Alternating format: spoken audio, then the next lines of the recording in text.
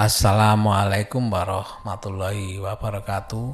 Salam damai sejahtera buat semuanya. Semoga semuanya selalu diberikan kesehatan dan selalu dalam lindungannya.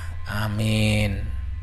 Untuk yang belum subscribe ya, jangan lupa subscribe, komentarnya, like-nya jangan lupa. Untuk yang di Spotify, jangan lupa juga untuk follow untuk cerita-cerita dongeng tengah malam selanjutnya. Kali ini Dongeng Tengah Malam akan membawakan kiriman cerita dari Mas Yan ya, sebut saja ini Mas Yan ya.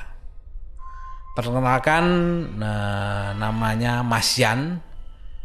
Mas Yan ini tinggal di Kota K di wilayah Jawa Timur. Jadi pada kesempatan kali ini Mas Yan ingin menceritakan pengalaman mistis yang pernah dialaminya.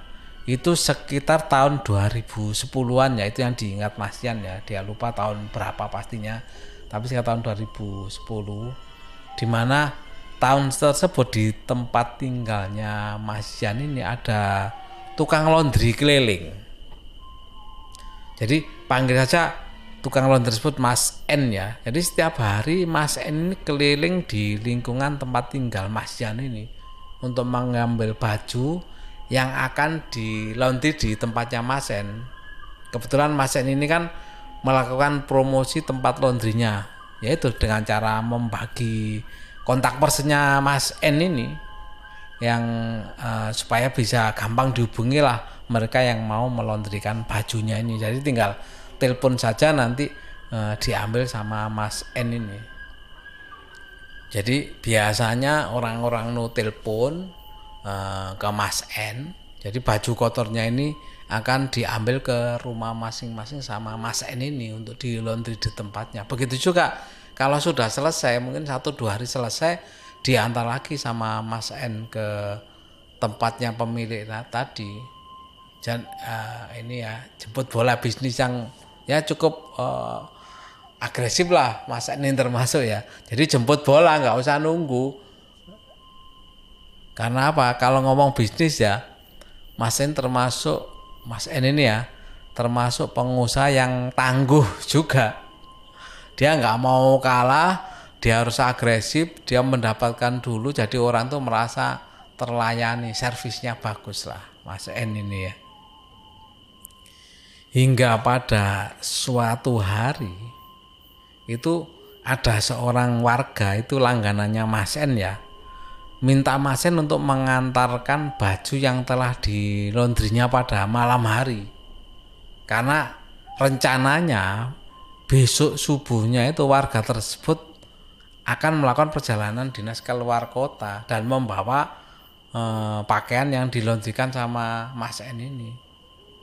Singkat cerita ya sudah, Mas N akhirnya menjanjikan untuk mengantarkannya. Akhirnya Mas N mengantarkan baju dan ke tempat ya orang tersebut ya. Lah pada waktu dia siap mau perjalanan pulang dari mengantarkan baju itu ya, Mas N ini tiba-tiba dicegat oleh seorang bapak-bapak yang ingin melondrikan jaket kulit miliknya. Setelah menyerahkan jaket kulit yang kotor itu ya ke Mas N, seorang warga yang tadi tuh sempat berpesan ke Mas N bahwa kalau besok lusa jaket kulit tersebut harus sudah selesai dan minta diantarkan ke rumahnya. Memang kebiasaan Mas N ini kan menerima pembayaran setelah baju selesai diantar, baru dibayar sama customernya ini. Tanpa rasa curiga, Mas N pun menerima jaket kulit tersebut dan siap menyelesaikan besok lusa untuk dikembalikan.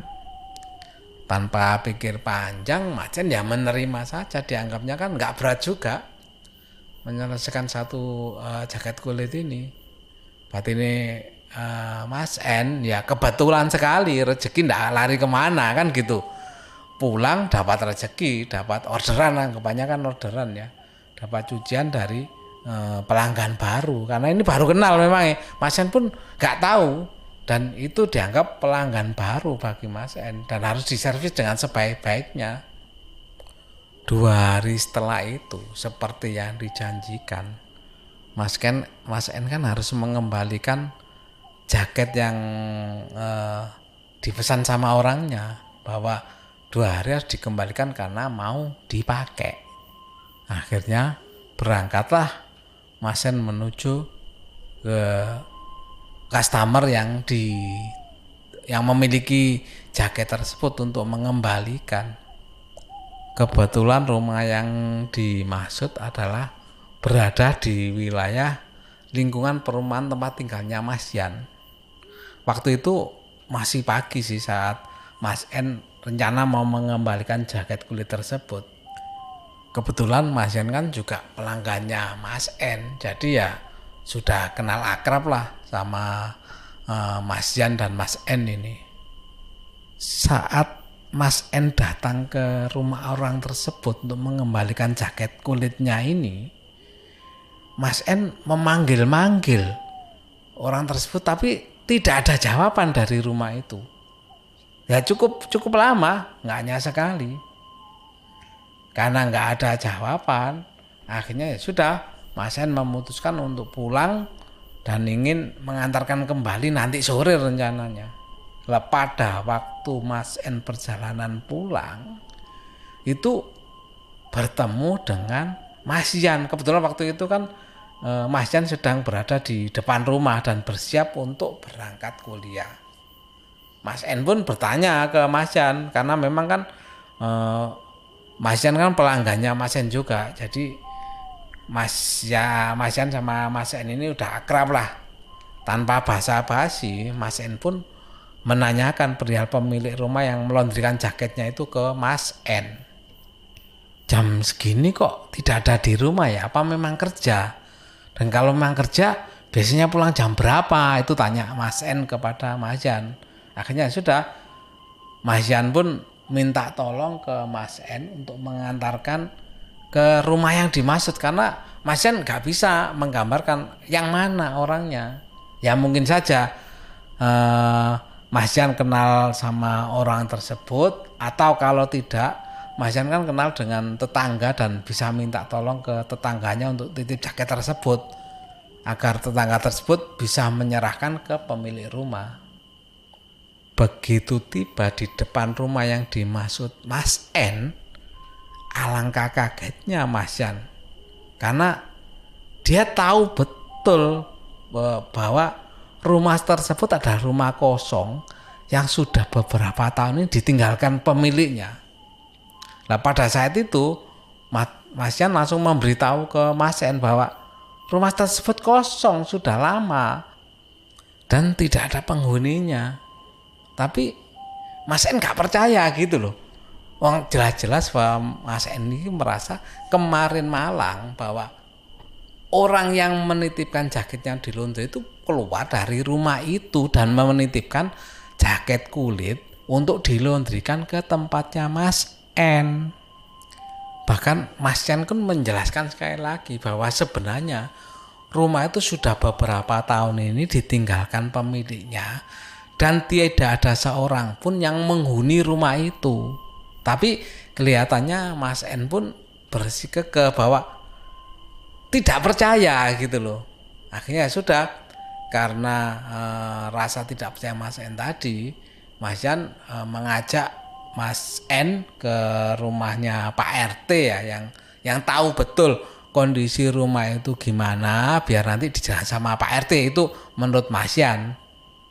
Dan kebetulan juga Pak RT-nya ini kan seorang pensiunan ya. Jadi beliau bisa ditemui sewaktu-waktu di rumahnya. Hanya sudah, Mas Yan berangkat ke tempatnya Pak RT. Sampai di rumahnya Pak RT ya seperti yang disampaikan Mas Yan tadi. Akhirnya Pak RT menjelaskan bahwa memang jadi rumah itu sudah ditinggalkan pemiliknya beberapa tahun dan tidak ada yang menghuni rumah itu. Mendengar itu otomatis Mas N ya agak bingung, agak gimana gitu loh. Karena apa? Jelas-jelas Mas N itu merasa bahwa dia dicegat seseorang pada waktu perjalanan pulang dan orang itu keluar dari rumah yang dimaksud rumah kosong itu menitipkan jaket untuk dilondrikan dan minta 2 hari lagi dikembalikan jaketnya itu. Tapi karena mendengar penjelasan Pak RT itu, akhirnya Mas N ya mau nggak mau akhirnya ya mempercayai gitu loh. Dan diambil keputusan sama Mas N kalau jaketnya itu dititipkan sama Pak RT saja. Karena siapa tahu ada warga sekitar ternyata adalah pemilik jaket tersebut. Tapi ternyata setelah beberapa hari, beberapa lama, bahkan Pak RT pun memberi informasi ke warganya, barangkali ada yang memiliki jaket si pemilik jaket ini, dan warga kampung tidak merasa bahwa itu miliknya. Dan sampai berapa lama, cukup lama lah, hingga Mas Yan mencoba menanyakan ke Pak RT. Ternyata memang jaket tersebut belum ada yang mengambil dan tidak ada yang ngambil. Dan waktu Mas Yan menanyakan ke Mas N, kenapa waktu itu kok tidak minta nomor telepon ke pemilik jaket tersebut, Mas N pun ternyata ya dia kilap dan lupa tidak tanya nomor pemilik jaket tersebut, karena dipikirnya Mas N kan sudah jelas rumahnya di situ. Jadi walaupun gak pakai minta nomor telepon pun pengantarannya sudah tahu gitu loh Mas N-nya itu. Dan sampai saat ini katanya Mas Yan itu tidak diketahui siapa pemilik jaket kulit itu sebenarnya, dan tetap menjadi jaket misterius. Itu tadi kiriman cerita dari Mas Yan. Dan untuk pendengar Dongeng Tengah Malam yang ingin berbagi cerita seperti Mas Yan tadi ya, bisa dikirim ke emailnya ya. Emailnya Dongeng Tengah Malam dengan alamat email ya, dongengtengahmalam@gmail.com. Nanti bisa dibawakan di channelnya Dongeng Tengah Malam.